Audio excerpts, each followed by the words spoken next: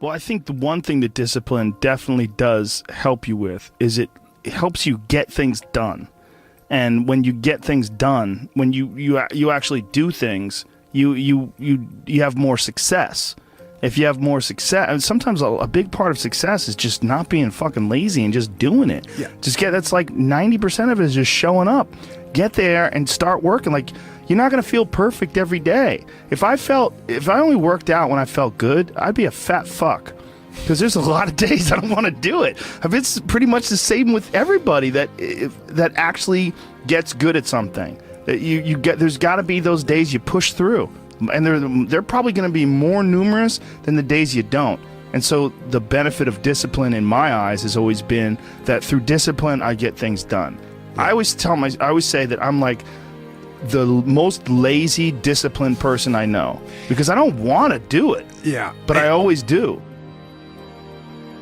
One of the big problems is sitting down and doing the work. Mm-hmm. And you got to, and Pressfield talks about that in the most concise and beautiful way. And he labels it like an enemy. He calls it resistance. Mm-hmm. And that you have to sit down, you have to overcome resistance, and that the pro goes to work. And it doesn't matter if you're sick, it doesn't matter if you have kids, it doesn't matter what, you're a pro and you go to work. And that just, it puts it in your head that this is what I do. This is what, and you have pride in that. And then when you are in front of that keyboard and you look down at the count, it says, I got 1,000 words today. I put 1,000 words in. You're doing the work, and out of that work, gems blossom. Yeah. Little things, but you might have a day where you just write nothing but dog shit. So what? Show up again tomorrow, and tomorrow out of that dog shit, a flower will emerge. You never know, and that's the only way to develop real.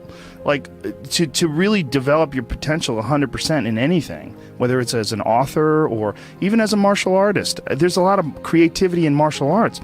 To be a great striker, you have to be creative, because you have to develop patterns or execute patterns that aren't going to be perceived. This idea that life is hard is something you're supposed to shield from them. It's so silly. And, I've had this conversation with my friends, because everybody that I know that's interesting had a fucked up life. But now we have kids, and the last thing we want is our kids to have a fucked up life. So we put our kids in these good schools, we live in these nice neighborhoods, everybody eats healthy, and there's no fucking domestic violence, and everybody seems, it's so different than all of our lives. And we were talking about it. Me and Brian Callen were actually talking about it. Like, look, we all had fucked up childhoods, and everybody we know had fucked up childhoods. And they're all interesting, but I don't want my kids to be boring, but I also want them to be safe. So it's like, how do you approach that? I mean, I think you get involved. This is what I've chosen to do, is get my kids involved in martial arts and give them the opportunity to pursue difficult things, and understanding that through pursuing these difficult things, like in accomplishing stuff, like you learn something about yourself. You learn that you have this ability inside of you to overcome. Get obsessed with life improvement. Find things that you enjoy doing that are difficult, do them, and get better at them. It seems so simplistic. It seems like a ridiculous, idealistic point of view, but it's effective. Well, you need some amount of pride and some amount of ego to get good at things in the first place, because it's such a counterintuitive notion, because you have to have a belief in yourself. You have to be able, like when you start out at jiu-jitsu, you're a white belt. Like, I remember being a white belt and being like, oh my God, I am fucking never going to get good at this. I'm going to suck forever. But to look at people who are better than you and know they had to have sucked at one point in time. Okay, there's somewhere along the end of this tunnel, there's got to be a light. I just got to keep going. Yeah. And that takes ego, and right? Ego, yeah, I was going to say, I mean, ego drives you to be successful, me to be successful. Ego is what's driving you. The problem is when you let ego go too far. Yeah. And everything takes balance. There's a dichotomy in everything. Every part of you has a dichotomy. You can get so into the physical aspects of things that you end up like doing a bunch of steroids and going crazy and ruining your health. Right? Yeah. That's not good. Right. The other end of the spectrum, you can sit around and play video games and turn into a... Bodybuilding is a great example of that, because when you start lifting weights, you're like, God, I'd like to be stronger. And you start getting a little bit bigger. You're like, oh, look at that. I got a muscle. Woo, this is cool. And then you keep going, and then you keep going. But some guys get so fucking crazy, they won't stop until they have 22-inch arms. And they want to have thighs that are so big, they have to walk like they've got a barrel in between their legs. And, you know, and they just can't help it. They just take it to some completely unhealthy place. Yeah, that's rough. Yeah, well, it's just the nature of trying to get good at something. You got to recognize what's good and what is just fucking insane.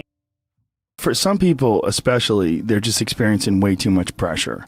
And that pressure, a lot of times, it's just an imbalance in perspective. And some of it's, I was talking to this mom once. Her daughter does gymnastics with my daughter, and we were talking about kids killing themselves where she used to live. She used to live in one of the really wealthy tech areas outside of San Francisco, and a bunch of kids that went to school with her daughter that were like 15, 16, were jumping off bridges and shit. Like, it was like an epidemic. And they were trying to figure out what the fuck is going on, and they're literally calling it affluenza. That these affluent kids and their families are literally worth $1 billion. You know, I mean, everybody's super rich, and they're having this insane pressure, like before high school and in high school, to be in Ivy League schools and to get 4.0s and all, and they're not having any fun, and they're not experiencing life, and they don't have any hope, and their parents are all on fucking pills, and they're just killing themselves. For some people out there that aren't feeling good, man, if you just fucking struggled more, you get over that struggle, you feel better. It sounds so simplistic, but I swear by it. I've felt shitty myself, and then forced myself to work out, and after I get out of there, I'm like, whoa! 100%. Fucking it's 100% guarantee. It's hard for people to break momentum, too. Momentum that's good momentum, or momentum that's bad momentum. When I get on a good groove of working out all the time, I feel it. Like, after I'm done working out, I'm like, yeah, I can't wait to get in there again. I can't wait to work out again. That's the good momentum. But then there's that bad momentum, like you get injured or something like that, and you can't do anything for a couple of weeks, and then to try to get that kickstart that motor up again, it's hard to get momentum. There's a lot of people that are eating shit food, and then by the end of the day, your body's in a crisis. Your body's just processing all this bullshit. And if you're eating a big, bullshit lunch filled with nonsense, like, your body's got to process all that stuff. And so at the end of the day, you're going to lose your willpower. So, like, when 5 o'clock, 6 o'clock rolls around, you're going to be tired. But if you have a healthy lunch, and, you know, you're properly fueled, and then you also have positive people in your life, everyone's motivated, by the end of the day, you're going to feel good. Whatever the fuck your thing is, just go and do it. Just force yourself to do it. And if you feel like shit because you ate lunch, then your lunch was, filled with bullshit, well then, hey dummy, don't eat shitty lunch tomorrow. Tomorrow try a nice salad. Try a salad with some salmon and see how you feel then. You're like, hey, I feel way better today at 6 o'clock. Duh. Now your decision making will be better. Like, people don't understand how significant it is. Like, all these little decisions, those are like that's the path for the rest of your existence on Earth. And if you decide to go to fucking Cheetos chocolate chip cookie route, you're just making a shit path. You're carving your fucking path through broken rocks and glass, and it's not the way to go. You know what else doesn't exist in a day-to-day life? A place where it's okay to be a man. It's actually okay to be a man. It's okay to have man thoughts. Like, everybody is so toned down and neutered. It's like human resources and corporate life has watered down people's natural behavior to the point where people are just dying on the inside, sitting in these fucking cubicles, rotting, just freaking the fuck out, having all these thoughts they can't entertain, having to pretend to be someone they are not all day long, putting on this bullshit way of talking, this fake way of thinking. Everybody's got to subscribe to whatever fucking ridiculous policies their company wants to enforce. And you're just a robot, and you get out of there and you just want to scream. It's this fear of discomfort. People have this extreme feeling in their mind when it comes to their associations with exercise. They want to avoid discomfort. They feel like any type of exercise is just like something to be avoided. That's not for me. Fuck that. I don't want to sweat. I don't want to strain. And a lot of times, this association that they have is about the beginnings of getting in shape. It's not about once you're actually fit. Because once you're actually fit, exercise is something you look forward to. It's an alleviation of stress. it feels great. Like if I can't get a workout in, I look at my schedule. I go, oh shit, I don't have any time for a workout, which means I'm not going to get that good feeling. And so instead of looking at it like, oh, I've got to go grunt and sweat, I'm thinking I'm not going to feel good. I'm not going to feel relaxed. I'm not going to feel carefree. And I'm not going to feel even appreciative. Like my appreciation of things, and it gets enhanced greatly after exercise. I just feel better. I feel like I can take things in for what they are rather than, you know, whatever sensory data that I'm getting from any event is just one more distraction that gets in my way. And you know, that's a lot of times how I look at things if I'm overstressed or if I'm working too much. Like our bodies, for whatever reason, most people, their associations are to avoid anything that's uncomfortable. But it's so illogical, because when you look at comfort and you look at success and progress and the feelings of accomplishment and of getting past certain hurdles in terms of like how you feel about life, a lot of those are connected to discomfort. Like discomfort is your friend. It really is. Like discomfort and not being happy and content with certain situations in life or certain feelings in life, they're massive motivators, and they're amazing at facilitating change.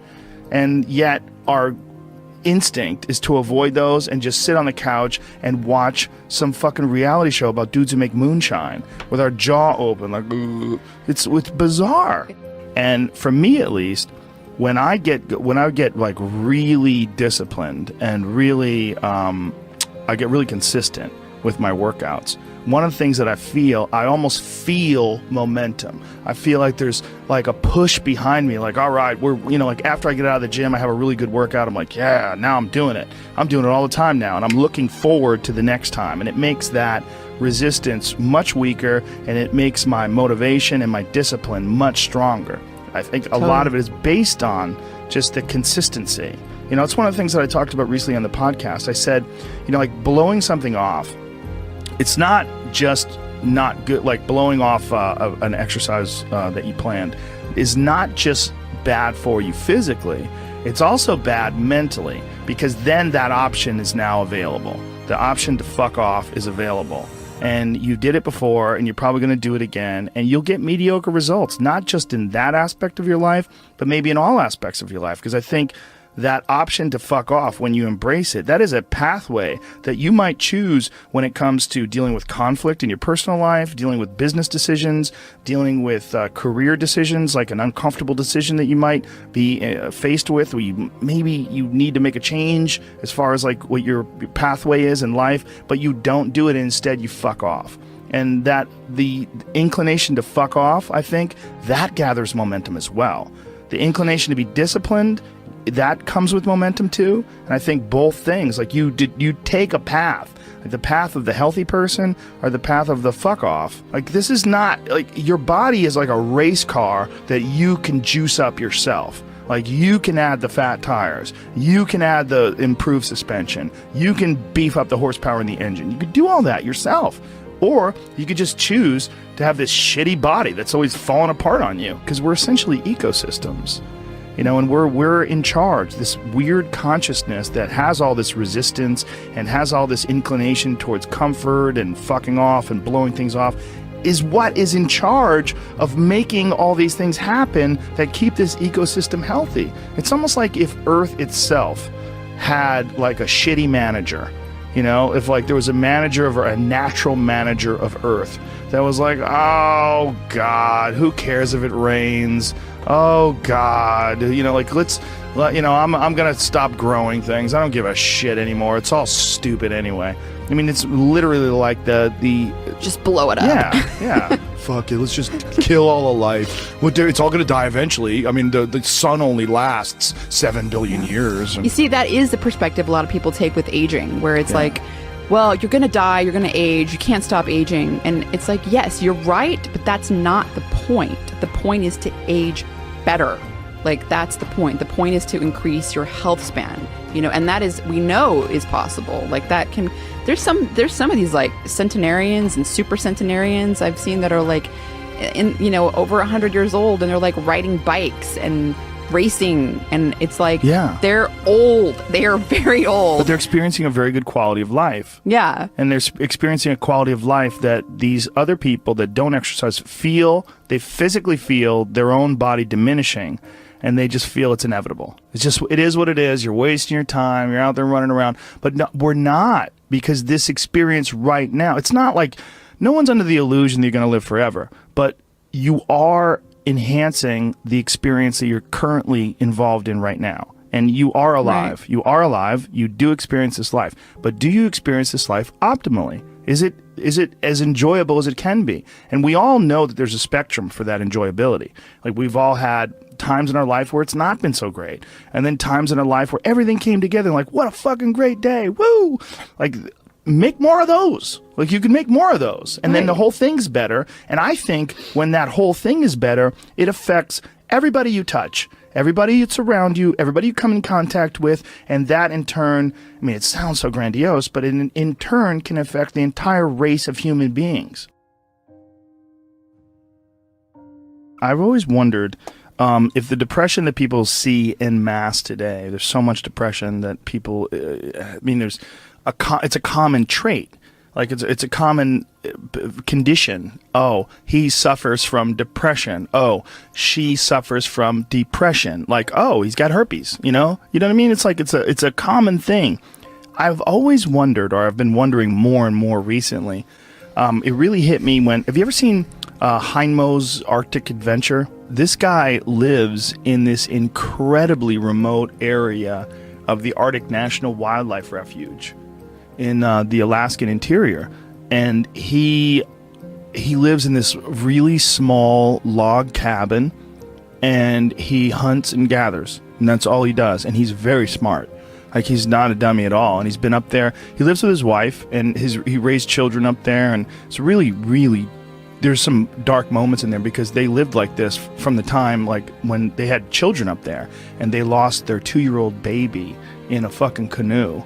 Like, they tipped over in a canoe and lost their kid. And it's like, it's really intense when they revisit the site and leave flowers. And it was like 30 years ago, and they had several children since then, but this moment is still like this intense moment of loss for them when they lost their baby. But this fucking guy is very happy and very, very smart and very connected and very articulate. And he firmly believes that human beings, when we evolved and developed and were hunter-gatherers, that there's a set of rewards. There's reward systems that are set up inside the human body, inside the very being that we embody, that don't get met in today's society. And that's one of the things that's causing depression. One of the things that's causing this funk that people are in is that we're living our lives, many of us at least, in these very unfulfilling ways, where you're going to this office with artificial light and you're doing something you don't want to do all day long, and then you get home and you're tired. And on top of that, you're eating shit. You're eating potato chips and you're drinking soda, and your body is just like, what in the fuck is this? We're supposed to be out in the fields. We're supposed to be walking up hills. We're supposed to be looking for animals or gathering vegetables. We're supposed to be doing all these things that our body's designed to do. We're supposed to be in nature. Yeah. And nature is like a medicine. Like, it literally is a medicine to you. Like, people that go, you don't have to go hunting, you don't have to go fishing, just go fucking hike, man. Just go hike up to the top of a mountain and look out. You know, there's a reward that you get from that is intensely, like, soul-filling. Mm-hmm. There's, like, something about, like, when I was in Colorado, and there was this area of Boulder where you drive up one of these roads, and there was this area where you could park. And it was this incredible view, man. And these people just park and just go out there and just look. But you get there and you park and you go, fuck. Because you would see, you're literally seeing the Continental Divide. These snow-capped mountains in July. Yeah. In July, it's covered with snow. Because those mountains don't give a fuck. Perspective. Oh. You know, just this whole new perspective on it. And I think nature, the ease of suffering is always in presentness. You know, when you're in presentness, truly locked in presentness, there is no suffering. There can be pain, but no suffering. Suffering is something created by our own minds. And I think nature is one of the great ways to do this, because humans, we take cues from our environment. And nature, as I was saying earlier, is always in the present. You know, there's this natural presentness of all the animals, everything around you. Whereas if you get around a bunch of people watching Housewives and stressed about this and popping pills, you're going to take on that energy too, and you're going to lose your presentness because of your surroundings. So it's like this ultimate regrounding tool where we get back to present moment again. Yeah. You know, and that's such a fucking key element to human happiness. And I think the other key element is having something we're fighting for. You know, having a mission. I think we're all forces, and that force needs to have an effect, needs to have a reason that it's moving in a certain direction. And I think with all of our needs and all of our needs met, you know, where we don't have to hunt for food, we don't have to acquire everything, everything's relatively easy, and it's all about advancement and all this. We've lost a lot of the basic mission, which was the mission to survive and procreate, you know, so, and we haven't replaced it with any other universal mission, which is, I think, one of the big allures of these things like wars and these things like creating an enemy. Well, at least then you have a mission. And when you have a mission, human beings are happy. You know, like Bertrand Russell talked about, he did a book, Conquest of Happiness, and he had his own fucked up attributes. Every time I bring him up, people talk about his fucked upness. He was into phrenology, and he might have been a racist, whatever, but he was a good philosopher. Smoked constantly. Yeah. But anyways, he talked about the happiest person he knew. The happiest person he could find was a groundskeeper on a manor who every day woke up and was at war with the rabbits of the grounds. He just declared that the rabbits were the fucking enemy, and he would go out with his gun and he would hunt as many as possible, and he'd go morning till night, and he would kill as many rabbits as he could, because it was the rabbits were the ones eating the hedges and the flowers and whatever. So he basically made the rabbits his enemy and struck out every single day to kill as many rabbits as possible. And that dude, according to Bertrand Russell, was happy as fuck. He had a task. He had a task. He had a purpose. You know, he had a mission. My mission is to destroy the rabbits. I used to have a dog like that. Yeah? I had the happiest dog ever. His name was Frank Sinatra. And he was a pit bull that all he lived for was killing lizards. And my house, my old house, not the house I'm in now, but my old house, had this one, it's like on a hill, and there's this one wall where these lizards would run up the wall. And so Frank, I would literally let him out in the morning, and he would fucking bolt out that door. It's like, time to go to war. And he would run and go look for these lizards. And he would stand there, like Eddie Bravo would just watch it and marvel. He'd be like, fuck, man, this dog does this every day. This dog does this every day. I go, this is what he loves to do. And he would go there, and he would have his paws on the wall, and he would, and he would go crazy, and he would jump up and try to grab a lizard, and occasionally he would get one. And he'd be like, fuck yeah. And he would get one, and he would go looking for another one. He would go, and it was a pretty big yard, so he would go wandering around the yard looking for anything else that fucked up, anything else that was slipping. There was constantly, unfortunately, twice I had to take him to the hospital because he got bit by rattlesnakes, because rattlesnakes were slipping too, apparently. He killed the rattlesnakes, but the rattlesnakes fucked him up. He had like a water balloon growing out of the side of his head. Both of my dogs, by the way, that's a real problem if you don't have the money to pay for the serum. It's super expensive. It was several $1,000s to treat them for this rattlesnake venom, anti-venom shit. It's like, I was like, man, what if I was poor? What if... that's a whole fucked up system. Like, they inject horses with the venom, and then they like get the antibodies from the horses. It's like this archaic system. I think my friend Donald Schultz is working on, he's a big snake handler guy. He's working on ways to innovate around that, because it's kind of like a real backwards system that they have, how you get anti-venom. Well, a horse will survive, so let's just fucking sort of put the venom in there, and then we'll get the antibodies from the horse, and then, you know, it's a weird thing how they do it. Yeah, well, that's a real problem with people that are vegans. If you're a vegan and you don't use any animal products and you get bit by a rattlesnake, you got two choices. Compromise your morals, or that's a wrap. Yeah. You know? But this dog was so goddamn happy. He had missions. You know, he would go out of that yard and he wasn't bored. He was like, please take me for a walk. Come on, man. He was like, see ya, dude. I'd open that door. He was gone. He just had his little mission. And I think you can see that in the people who are the most unhappy. They seem aimless. Yeah. They're like, what am I here for? Why am I doing this? Nothing makes sense, you know? And I've even felt it in my own life when, you know, I know what my mission here is. First, my mission is to expand human consciousness, to help people be happy. Like, that's really what I find my greatest purpose in. But every once in a while, I'll get this kind of like fuck people attitude. Maybe someone said some fucked up shit, and I'm like, man, people fucking suck. Fuck people. And then at that moment, that's when I'm actually depressed, you know, because I've lost my mission. Instead of having a mission like, yes, my mission is human consciousness, all of a sudden it's like, fuck people, fuck that mission. They'll figure it out. And then I'm depressed because I've lost my purpose. It's very hard to rise above, like literally, when something like that happens and realize like, oh, you're encountering one diseased individual. You got to look at the mass of humanity. Yeah. Like when you encounter one diseased individual, it's so like this guy who shot up that nightclub in Orlando. You're looking at one diseased individual. And if you say, man, people fucking suck, look at what they did. Well, look at how many people that are responding with rainbows on their Twitter pages and love and all the best wishes to those folks that got killed and all their... I mean, I was looking at this guy's page who's an animal lover who was organizing people to go to the homes of the victims and see if they have pets that are trapped.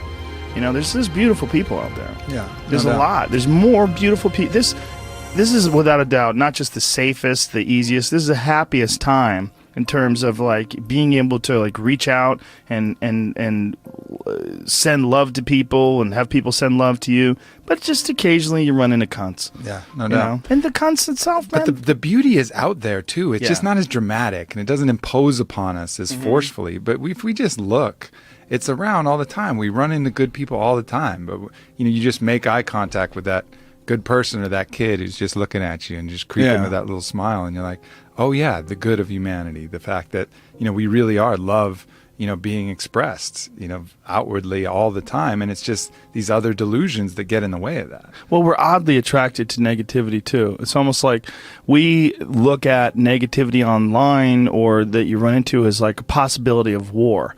Like, you have to look out, there's fucking drums beating.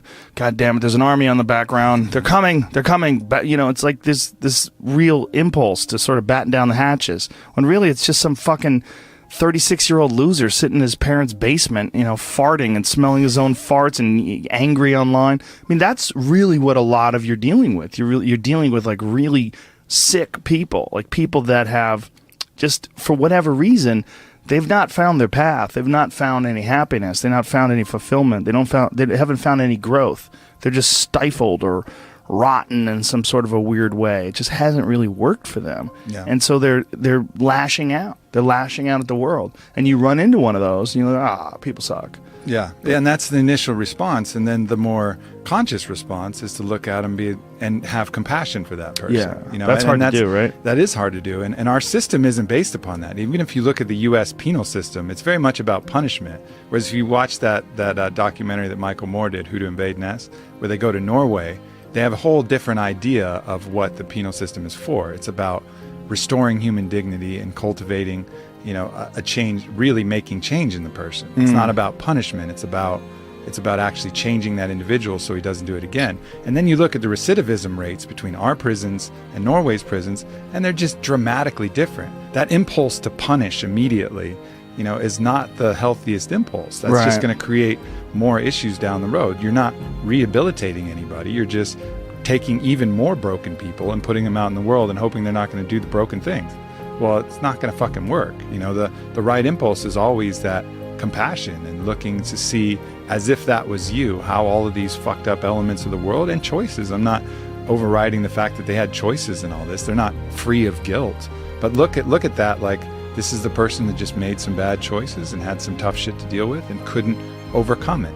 The resistance in the video game was higher than his skill set, and he wasn't able to choose to work and choose to the positive elements that would allow him to overcome it. You know, yeah, see that. It's also Norway's dealing with far fewer people. That's true. You know, and that's a good thing for them. And it's also they don't have that conquerors mentality that we have. So we're so wrapped up in success and also in punishment. I mean, that is a big aspect of our culture, like punishment. And I mean, like when anybody does anything wrong online, the amount of people that feel like it's their job to shame that person and embarrass that person and insult that person, it's pretty crazy to watch when something goes down. It's all so counterproductive, you know, and I see that in the people shaming people for appropriation, right? So let's say, for example, someone wears a headdress at a fucking festival, right? They're probably they're not doing it to mock the Native Americans, most likely. It's probably like a mild appreciation and interest. I think this looks cool. I'm in a place, and and then all of a sudden they get all this intense hate and shame and putting all of this stuff, all of these intentions on them that weren't true. Again, going back to my point about morality, it's not about the act, it's about the intentions of the act. But right now we make it all about the act. Oh, you wore this headdress, that means you're insulting thousands of years of Native Americans, you're oppressing, you're appropriating. Like, no, I fucking wasn't. I was wearing a fucking headdress. But then all of a sudden that imprint will create trauma, and that trauma will have a poisonous impact that will make them feel weird and make them want to do that to other people. So it's like you're injecting someone with a hate virus, that they're going to then pass on to other people rather than doing the opposite, spreading the love herpes, where it's this contagious positivity that goes the other way. And we have those choices with how to deal with people, but more often than not, we come with this thing to punish and create more trauma, which triggers their own self-judge and their own self-hate, lowers their own self-love, and then they're going to pass that off to kids, family members, people around them. There's just two sets of dominoes that we can choose to take either path.